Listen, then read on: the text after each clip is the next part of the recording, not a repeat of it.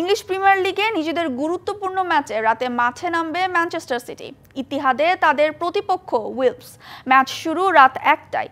এরই মধ্যে premier league শিরোপা নিজেদের দখলে নিয়েছে লিভারপুল। তবে এখনও জমজমাট টপ 5-এ টিকে থাকার লড়াই। ৬১ পয়েন্ট নিয়ে টেবিলের 4-এ রয়েছে ম্যান সিটি। সমান ম্যাচে মাত্র 1 পয়েন্ট কম নিয়ে তাদের ঘাড়ে শ্বাস ফেলছে চেলসি ও নটিংহাম ফরেস্ট। পা ফসকালেই নেমে যেতে হতে পারে টেবিলের সাথে। ঘরের মাঠে তাই উলভসের বিপক্ষে ম্যাচটা বেশ গুরুত্বপূর্ণ গার্দিওলার শিষ্যদের জন্য।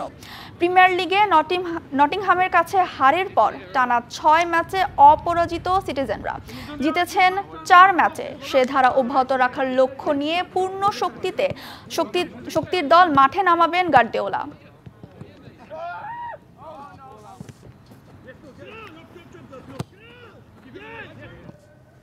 Nice, well done.